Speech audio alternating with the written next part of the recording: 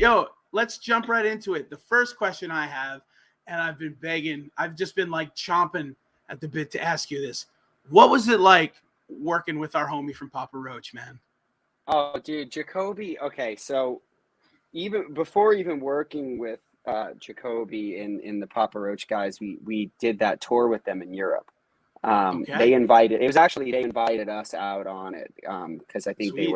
they had heard the band and they were into it.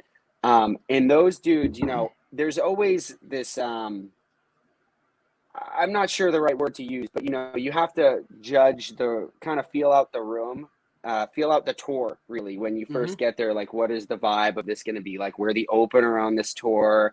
Do these guys want to hang out? Do they want anything to do with us? Are we going to just stick to ourselves, get catering last, all that stuff, which is totally cool, right? Like, we Mm-hmm. understand, like, there's bands that have been doing this a lot longer and they don't want to just be making new friends every 2 months, Yep. right? Papa Roach dudes are the coolest, most welcoming, like, nicest dudes I think I've ever toured with in the industry. They are like Awesome.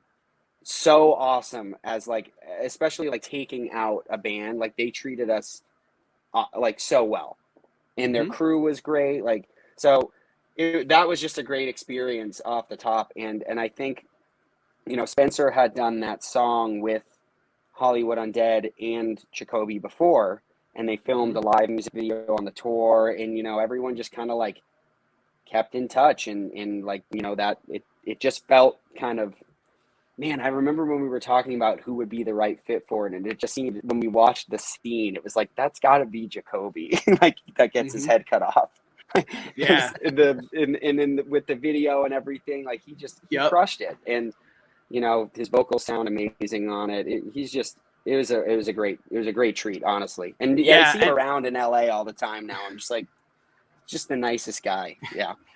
Yeah, and I mean, like, have whatever opinion you want about Papa Roach, but I mean, he is a talented musician and a talented vocalist. Now, He's a ridiculous vocalist. When he went He's into so this, good. do you know if he was like a fan at all of American Psycho? Like, did that kind of like play into this at all, or was it just like? I don't know, actually. I really don't know. I think it was. I mean, I would assume he is. That movie's awesome.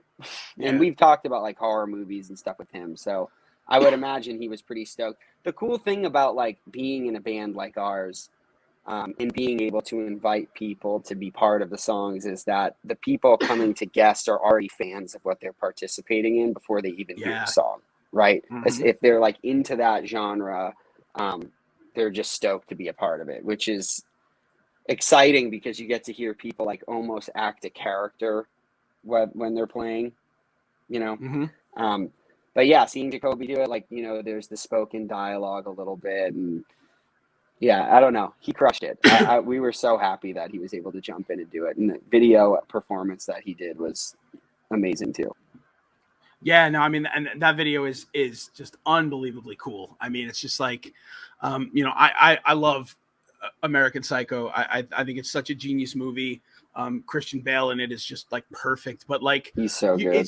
It's just like, just your take on it, and your little, like, Huey Lewis and the Newsbreak, where you guys are just like kind of making fun of your own band. I just thought it was so cool, man. I think it's great. Now, so this Silver Scream 2, right? This is the first full length that your bass playing has been featured on, like, in full. Is that correct?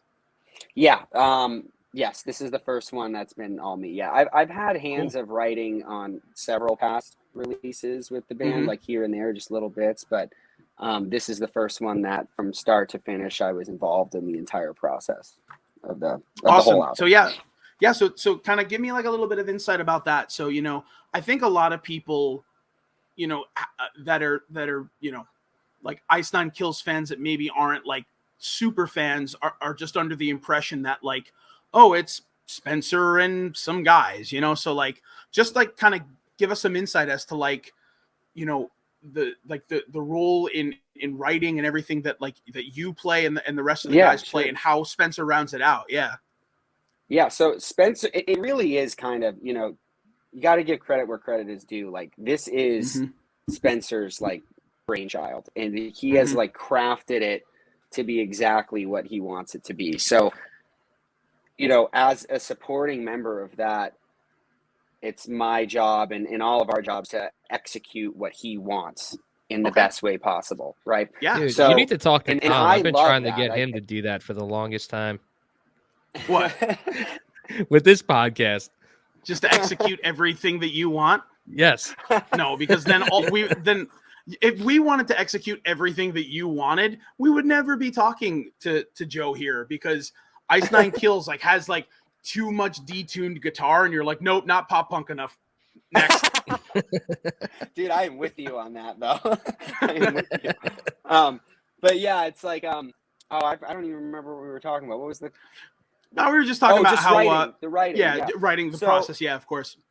Yeah, I mean, and it's not to say that, you know, every one of us don't enjoy what we bring to the table. Like, I get really excited about writing music is my favorite thing to do. More over performing, all of that. Yeah. Like, I love composing and writing and producing stuff, specifically someone else's vision, and like helping them bring it to life. So it's really exciting for me on this particular process. Like, even though COVID was a fucking nightmare, especially for the music industry, and it still is. If there's anything positive from it, it's that it put us in a place where all we could do was write. So that's true. That was part of my reason for the move out to LA. Was actually only about a week after our tour got canceled, like mid tour in Europe, that Papa Roach tour. I flew home and then moved out to LA because I knew that we were going to be writing, and we just holed up in my apartment. It was for the most part, me, Spencer, and Dan writing most of it. And Ricky and Patrick would send stuff in just because it was just location based. And it was a lot of the way we write is a lot of, it's different, right? Because it's based on movies. So it's pulling a lot from scores and dialogue and lines. And I kind of have viewed it now as like horror Weird Al. I like that. That's a great description. Okay. Yeah, so it's a totally new way and unique way of writing for me, where it's not starting from the bare bones. It's taking something that already exists and putting it through a different lens in an exciting way, if that makes sense. Yeah. Now, but yeah, working with it's a lot of picking away and making sure that we're staying true to the vision of the movie and not getting too carried away with, the extra stuff. But yeah, now, do you feel like you guys are running out of like the big, like, blockbuster horror movies to do? Every time we start having that conversation, we start listing them, and there are just so many that I'm not going to list them now because not everyone knows what the songs on this new album are, but there are so many movies that we haven't touched, and it's surprising that we haven't touched them, honestly. So I'm not worried at all. And I feel like there's new ones constantly building. Like there's even like, the Conjuring franchise is new, right? And there's so many like layers to that, even Annabelle and all that stuff. There's plenty. Not super worried. I do want to do an Adam Sandler EP though, if we ever run out, about like a pop punk ska Adam Sandler EP. I love that. And then I was just thinking to myself, like, you could probably write an entire concept record just about The Room. Like, just about The Room. Like, oh you my could God. Take that one movie, dude, and you could literally write an entire, probably like a double LP about it. You definitely could. It's funny that you say that because Spencer is like a massive fan of that. Like, he's gone and met Tommy Wiseau several times. Oh yeah. So I'm sure he would be thrilled with it. Man, in New York City, down. Man, he has like essentially like a, I guess you'd call it like a, I don't know, what do they call it when like you have like 6 months on like a cruise ship? I forget what they call that. It's like a residency. A residency. He's got like a residency at this one theater in New York City where like they do like a room screening every month, and he does like a Q&A after it, and it's become this like cult following where like people ask him the same questions because he has like the same responses. Like, so apparently like over like 2 years, one guy who goes to every single one of these room screenings has just been like, Tommy, why do you wear 3 belts? And like, it's like this lore. Like, if you've ever seen him, like in like some of the scenes of the movie, I love it. he's wearing three belts. Like, they're not connected. They're just 3 belts. And his like answer is just like, oh, because 3 is better than 2. And like, that's it. And like, it's just like, the like, and I think it's great that, the like the mockumentary came out with all of the, Franco and all that stuff, because if you didn't know about The Room before, like now they got so many eyes on it. What an interesting thing. So if you guys ever did put out a record around The Room, I would absolutely be all about it. So I just kind of have a little bit of information I'd love to get about you guys working with Wizard Blood. So I know he's got such a diverse like music kind of like repertoire that he's worked on. I mean, he's worked with like, a lot of different like post-hardcore bands and metalcore bands, like Motionless in White and Dance Gavin Dance. And I know he's worked with like Beartooth and As I Lay Dying, but he's also worked with, Lil Wayne and Lil Jon and Nothing Nowhere and like all this kind of stuff. So like, what was it like, working with him for the past 2 records? Like, what kind of perspective did he bring into the production of those last 2 records, this new one and the last one? Drew is like so valuable, like as a producer. He's I mean, even in I think about everything like when I'm songwriting from like a pop aspect where I it's all about the hooks for me, whether they're heavy or breakdowny or whatever. Like there's got to be a hooky element that's singable or whatever, right?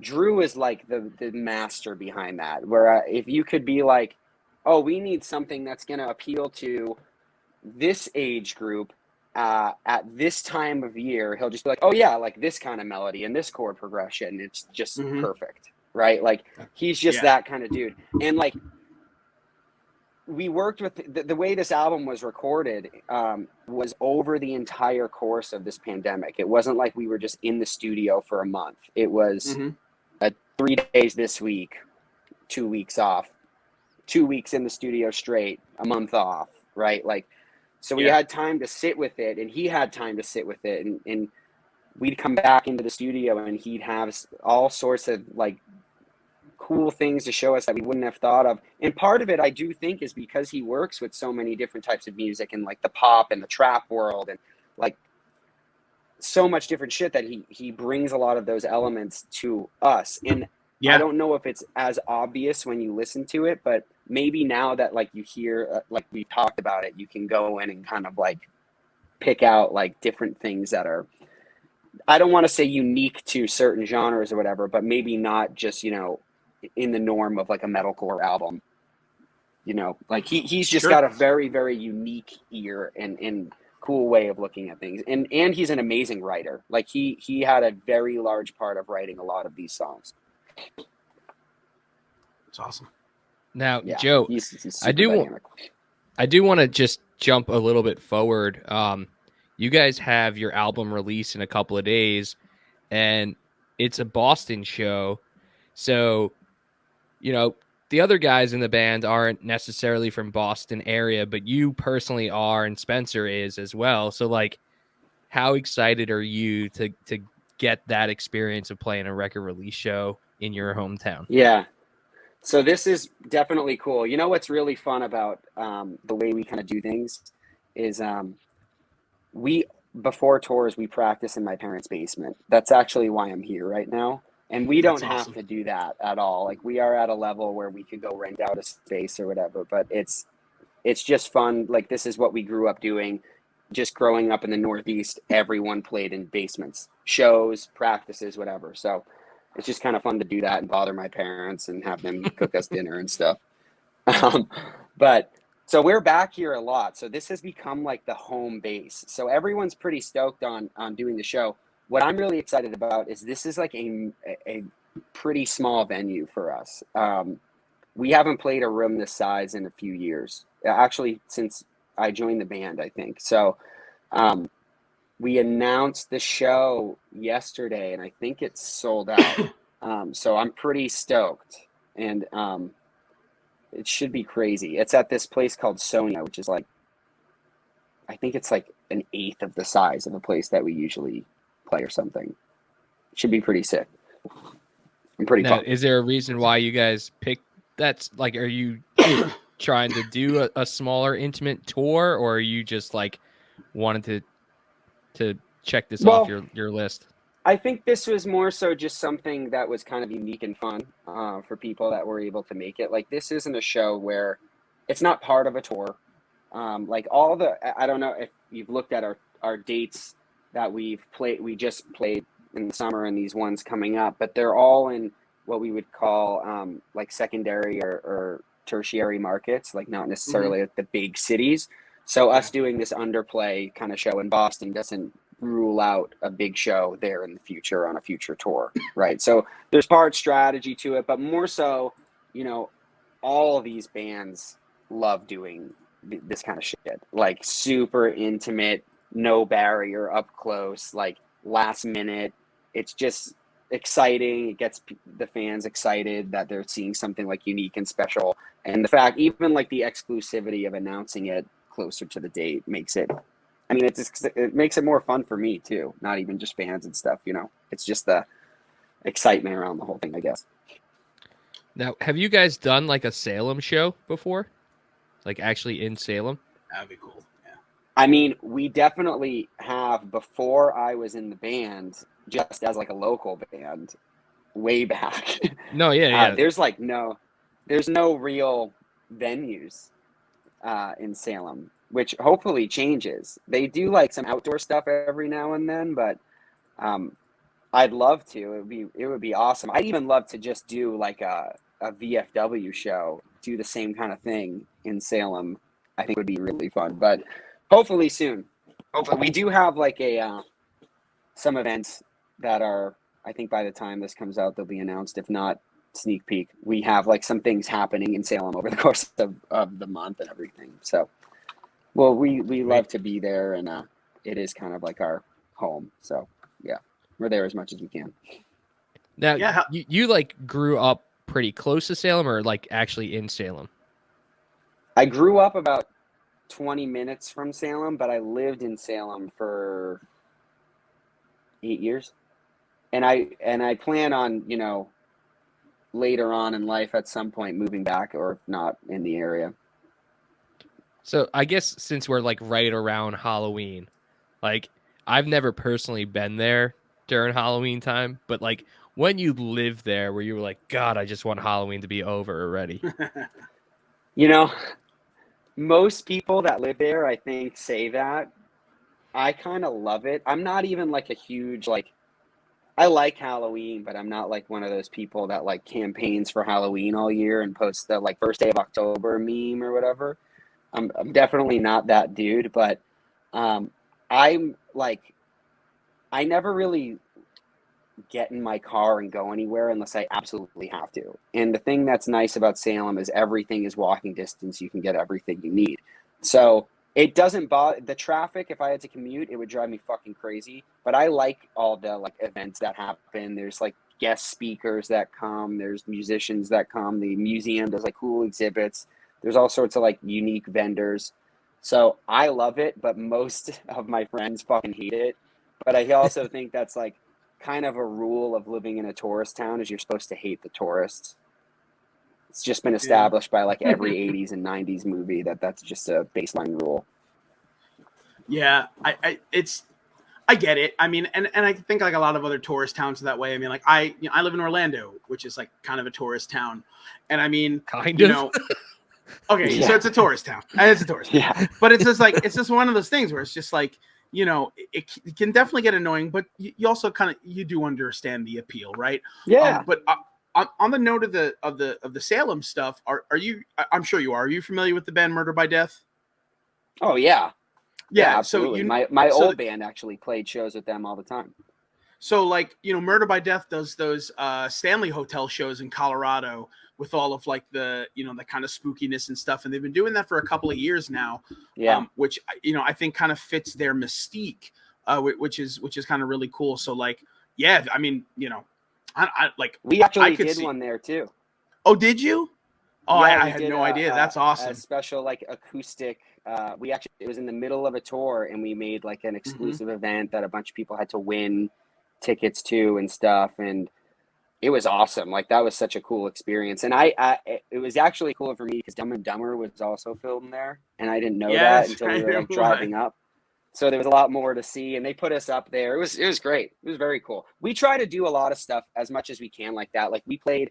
Actually, this was even before I was in the band, but I was playing this event was at the Scream House where all the murders happened in Scream. Like we've done stuff there. That's awesome. There's like there's like a God, they're gonna kill me for not remembering the name, but there's a place in LA that's like a vintage video rental kind of museum that we always do stuff at, you know. So we'll do it. We try to do as much as we can, especially with the horror community, to support, you know, even other businesses and people like campaigning for that stuff.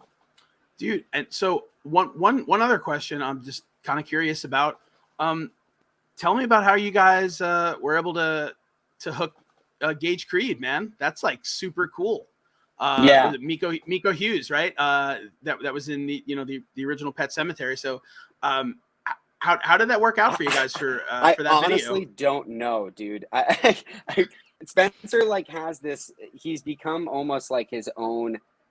I don't know how you would what he is, where he's like this kind of like icon in the metalcore world that has intertwined himself with the horror community to a point where he's now also considered like that type of like, I don't know what you call that level of celebrity where they're doing those campy horror films, but he's like in that circuit, right, with all these people. So he knows everyone. Like he's always telling me, oh, I talked to this guy that was in Scream and this guy that was in Freddy, and it's crazy. And obviously, you know, when the actors find out about what we're doing, they think it's awesome because we're singing about shit that they were part of, right? For sure. And you know, working with even like Bill Moseley is the lead detective in all of our videos, and him being in House of a Thousand Corpses and all that shit, right? Like he's like part of our crew now, and like talks about us without being asked. You know, it's really kind of surreal and awesome to be accepted in that way in that world. But yeah, Spencer just kind of makes it happen just with his like energy around the band. It's crazy. So sick. That's so sick. I mean, that's such a cool thing. I mean, but you kind of got to like figure that like as you guys are further more and more establishing like your presence as being this kind of, you know, a band that could stand out on its own, you know, with the kind of music that you guys write, but because of your connection to horror, it's like you guys open up like the possibility. Like imagine like, you know, next year, like Universal just reaches out to you and they're like, hey, you know, we want you guys to do like 6 weeks for Halloween Horror Nights, and we're gonna pay you guys like $500,000 to just do this. Yeah. Or See, we've even I mean, talked about like that's the dream, is like Spencer has brought up ideas of buying out old movie theaters and turning it into like a haunted attraction, or you know, all that kind of stuff is totally on the table for what we're doing. Obviously, you know, a lot of those things are bigger ideas than sure, you know, practicality allows, but yeah, you're right. Like just being connected in that way to something that's bigger than just the songs that we're writing or even the music community that we're in. Like we have fans that aren't metal fans that come because they found us through the movies, right? Yeah. So it's definitely unique. I think it's something that not even, you know, anyone involved in the band before I was involved predicted would happen at the level it's happened. But dude, horror fans are rabid, loyal fans. Like they love what they love, you know? Yeah. I mean, listen, I was in like an absolutely mediocre, like middle of the road, mediocre band that just like played wrestling themes. Like our gimmick was that we played the entrance themes that wrestlers walk down the aisles to. And honestly, like we weren't great. Like we were sloppy and we were kind of crass and all this stuff. But I mean, like, I think like the biggest show that we had with like minimal production value, minimal anything, like we had like 300 people show up. And that's amazing. And none of them were like metal fans or punk fans or alternative fans. I mean, they were in like the crossing of all these wires, but like they came just because like they could hear Stone Cold's theme music, and they came just because it's part they of could hear Hulk Hogan's theme music, right? So it's like, you know, that's such a cool thing about having layers to what you do, because like again, not to blow smoke up your ass, but like even if you didn't have these parallels and all these strings to like horror music and stuff, like Ice Nine Kills would stand on its laurels alone because you guys write kick-ass stuff. Like you just write great music. I appreciate that. Yeah, sure. You're very welcome. But because you have that extra layer, like you just have all this like built-in fandom that like people who may not, just like you're saying, may not be metal fans, all of a sudden are like, man, like I really like the whole ethos of Ice Nine Kills, but like I'm really starting to dig their music. Like what else could I get into that kind of sounds like this? And all of a sudden now they're checking out, you know, Sleeping with Sirens or Under Oath or like any of these other bands that are in that space. And all of a sudden now you're connecting more fans to your industry parallels, right? You know, and you know what else alternative is cool music. It actually it works both ways too. It's like, you know, without us being involved so heavily in the horror community and in the movie stuff, we might get sucked into, not that, you know, bands do this and they have success and it's awesome, but we would be playing metalcore tours and that's about it, right? But we can go out with the band like, I mean, a band like Papa Roach, I don't know if they would have looked at us otherwise in the same way, right? Like, because there was something that was added on to the breakdowns and riffs. You know, there's like another level of artistry in it. So it's just something different and hopefully refreshing for people. I know some people definitely don't find it refreshing, but I think, you know, having that thing that makes it stand out helps in a lot of ways.